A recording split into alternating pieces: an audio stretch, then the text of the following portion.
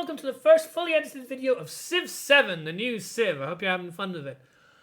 There are a few things that I want to talk about in this video, and they are about the major changes to this game from the previous. The two being the age transitions and the legacy paths, because as you may have noticed and inferred from the video title, I have indeed found a way to win the perfect game on Civ VII. And what I mean by that is heavily regarded to those two aspects of the game. Compared to Civ VI, where really it was kind of like all the ages were meshed together and it was simply a little bit of a race to get to the next part of the tech tree and whatnot, and it was still one whole chunk, you may have noticed that the game has been partitioned into three main stages. And these stages are known as the Antiquity, the Exploration, and the Modern Age. And that is how every game goes, the course of traveling through these periods of time to try and make it through with your changing civilization to endgame. And in the course of each of these, you have particular goals to go for, and those are described as your legacy paths. The old familiar science, culture, military, they're all back. But instead of like religion and diplomacy, we have economics. So there are four main goals, criterion to go after in each age. If you manage to do well in these particular legacy paths, you'll be rewarded with particular points that you can spend at the beginning of the following age. The maximum amount of points you can get is 3. So you can get up to 3 points in each of the 4 criterion. Now imagine on Deity, catastrophic disasters on online speed, really up against it, that you can achieve maximum scores for each of the 4 criterion legacy paths in each of the 3 ages, amounting to a grand total presumably of 36 points, because 4 times 3 per age and 3 ages. That is what I like to call a perfect game of Civ, and I was able to achieve this with Himiko playing as Carthage in my very first video, and I'd very much like to show you guys how I was able to achieve it. So here we are, as you can see, on the edge of this coast, and there's also a coastal edifice up here. With regards to our first settlement, you may find that when we look at the settler lens, we are not really in the adjacency of any fresh water. Fresh water is denoted by these cyan tiles. The red tiles simply are like these resources unavailable to settle, because in this game you're not allowed to settle resources, which is a real shame from Civ 6, because I really enjoyed that immediate boost you could get by doing so, as well as hitting 2 birds with 1 stone and getting a extra tile out of the deal. But it affects our happiness in this game to have fresh water. And that's a huge deal. Plus 5 happiness that we get to keep if we settle indeed on fresh water is more than enough worth value for the turn, let alone the fact that we don't really want coastal tiles too many adjacent to our cities, so we can build districts around the capital tile. It's more than enough reason to go here, because 5 is an absolute massive number, and if your happiness is healthy, your cities, your empire, and everything else runs that much more smoothly. Happiness is quite an important aspect of this particular iteration of Civ. So let's run down here. In a rush, aren't they? Turn 1. Ain't no time like the present. Anyway, let's pass the turn. You'll see that the turn loads pretty damn quickly, which is really nice. There it is. And let's settle our cap, shall we? Right on the river. We have ourselves a nice couple of resources to go at, especially empire resources that work as passives, giving us production towards wonders, and that's, you know, the name of the game when it comes to getting these legacy points, especially for culture, and also some reduction in our payment towards purchasing units. So it is now turn 8. We have made a couple of scouts, as you can see. We're making our third. 1, 2. And we've found that we're, got quite a bit of land to work with, which is always good. And we're about to get our first curio. So, of course, this is one where we can actually offer 200 gold in the first 8 turns. Go figure on that one. I don't know what they were thinking. Even if you were the luckiest man alive and you had curios leading you to gold, it would give you, you'd have to go for like, I don't know, 8 of them before you'd have enough. This doesn't make any sense anyway. But we get some food, and I think that would be equivalent to what, 2 turns? Yeah, if we have 6 food right now, equivalent to 2 turns. And I mean, we're about to get upgraded anyway, so I guess this is going to immediately take us to 4. And don't forget, something that I learned from watching others, you cannot make settlers in any settlement, but obviously the cap being an important one, until you reach 5 population. And we also have found ourselves yet another curio over here. Table to translate. Among her sundries, a merchant has long held an assortment of texts in unusual script. Wary of what they might say, she offers the manuscripts to any who is willing to take them. We can either choose to gain an advantage to our earliest technology, which will either be sailing or husbandry, which is 3 turns. And like I say, science is pretty crucial. Or we can get 25 gold, which is, 4 turns. So technically this is more turns in a way. If we were to say like a civic is around about 50% maybe of like 6 turns, that's 3 turns, say. But basically I think in these situations, you really, really, really want to make sure that you prioritize science, because science is the biggest stumbling block, the biggest holding back. Okay. So I just got animal husbandry completed. And I don't think I'd started on it yet, so that's really nice. Definitely worth doing that, I believe. So a few more turns have progressed, and now we've actually been met by Friedrich. He found us, but we don't know where he is yet. We do, however, have the opportunity to make 2 separate towns and get to our cap of our settlement. So thanks to Carthage, because when we made our first one, we get a second for free. So we have Sabratan, although I think it actually changes its name to Utica. Each time that one does this, they tend to get a different name. So you will notice that the names will change compared to the actual playthrough that I did in my own time. And then also, with this settlement here on the other side, we may well settle there on freshwater. We may consider a settlement over here. But for now, we'll settle here by the jade, by the salt. Hopefully get ourselves a nice bunch of resources to help the cap. And potentially get to that 20 in the cap. Because since we only have the cap as a city, we can't make other cities in exchange for having our bonus settlers.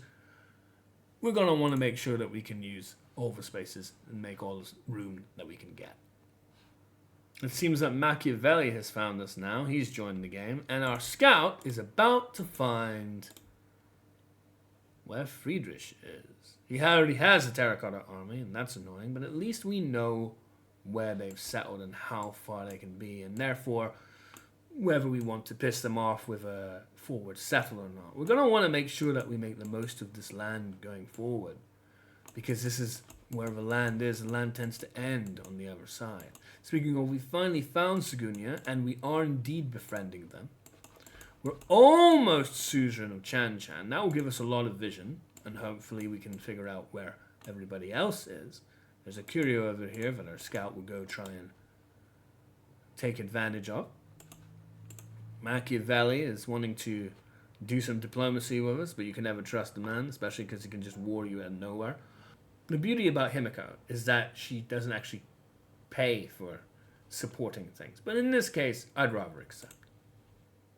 In a desperate bid to hold off this settler from placing their settlement down, we have our scout just holding them off continuously and hoping that by being on this tile, the settler doesn't move anymore and stays here. Because we have our own settler making its way slowly but surely in 6 turns to here. This is a really nice location, not only because of fresh water, not only because there's a lot of tiles to work with, but also the camels is a very valuable resource to get access to, as well as the gypsum, the horses, more gypsum, more wine. If we can take all of this, that would make me very happy, because good amount of land, adjacency to some lakes for certain wonders, the Bugandan wonder and things like that.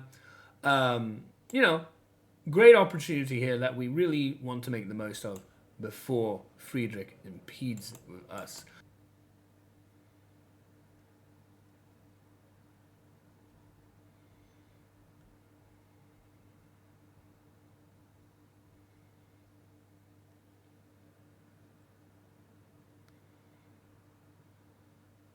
There it is! Our hands have indeed constructed the Dar Sharukin. In all its splendor, we have some fortifications now. And a third wonder along our tree. And with half of this done, and even half of this, and so on, we're on our way. 40 turns have passed. We have found quite a few other players. Well, they arguably have more found me, especially in case of Benjamin Franklin. But we have found Harriet. And our scouts are about to find out more about what Harriet has to offer. And what do you know? We were able to settle Hippo. It's back. And this settler still hasn't moved anywhere. It's crazy how it just decided to stay there forever. But then again, that is the AI behavior, and that's one of the things they're trying to solve, I guess. Aquileia did indeed get settled, so they do have at least a foothold in this land, Friedrich. But hopefully we'll be able to make the most of the land that we have available to us in between Fenai and our own settlements. So you can see here that after all this time, 58 turns on the clock, it's almost over of the age. Harriet still has only got one city, only her cap, which is crazy. You can't see the name of it, but it's clearly here. One thing that I absolutely find funny and what I love is that a lot of people I've heard think that it's terrible to go up against Harriet Tubman. They think, oh God, you have Harriet in your game? She's the worst. And the reason why is because they want to go to war with her. But they know that she's going to hold on to that specialty 5 war support, and they don't want to have to deal with that. So they keep looking at it in a very blinkered manner, going, man, I can't do anything about this character. I want to war them, but I can't. Flip it on its head. We know that she will never go to war with us, no matter what. Unlike every other AI, we know that she has this massive boon that she wants to take advantage of by not declaring war. So you can, in turn, abuse the living hell out of her. You can keep stealing as much as you like. She's the perfect target for stealing technological advancements. And technological advancements are absolutely critical when it comes to having enough science and progression along the tech tree in time to get all those codices, 10 of them, for the Antiquity age. So for me, I love having her in the game because she's my absolute target for this. I don't care what she thinks of me. She'll never go to war with me. So I can keep doing this without a care in the world, without worrying about what she might do to respond. What's she going to do? Go to war? No, she's Harriet Tubman. So something to bear in mind about the way you look at something can often yield opportunities if you change your perspective. 83% on the age progression cycle already. And the age is nearly over. But we are 1 turn away from getting our final wonder, which will be very helpful as we are verging on getting these completed in time. So, show me the way to 7 wonders.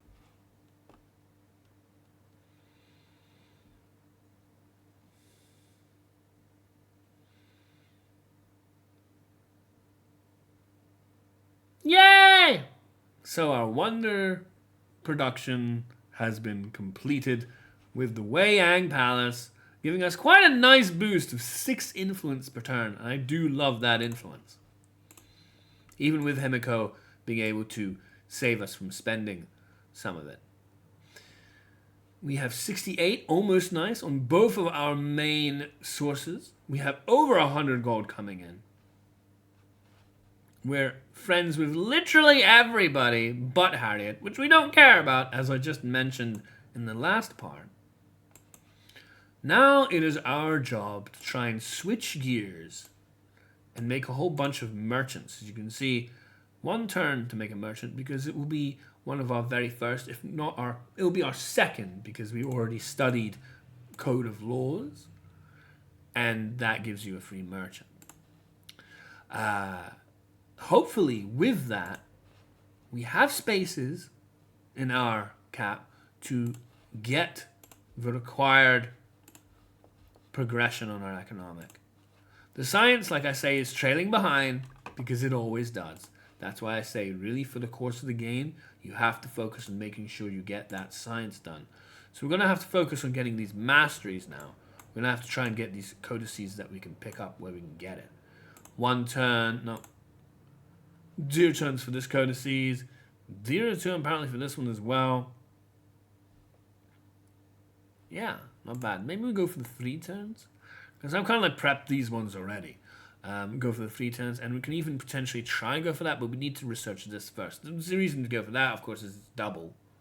So that's quite nice. But we need, what, 7 more? Yeah, 7 more. So, gonna take some doing. So, the end of the age of antiquity is upon us. And you might be wondering, where does that leave us? We don't have this, and we don't have this complete yet. And we don't even have this. Well, we have a few settlements to make. They're in place where I want them, on fresh water. Get ourselves access to Inca because we have adjacent to the mountain, which finally completes this. I was expecting to complete this a lot earlier, but hey. This one as well. We get Chotla for having free settlements with city centers adjacent to a coastal tile.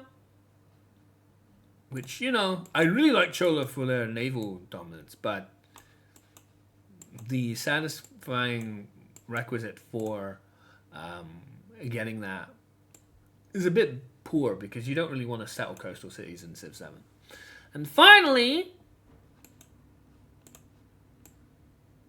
we have the opportunity to choose one of these. We obviously have a duplicate because we didn't need 2, but we are Carthage.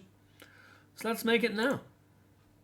And there it is. We can view the progress. We have completed the military. The culture has already been done. Next up is the economic. So we can have a look at our resource tab, and you can see on the top right it says allocation unavailable. That's because we haven't acquired any new resources yet. But fortunately, because we were saving our settlements, this one is now in a population of 3.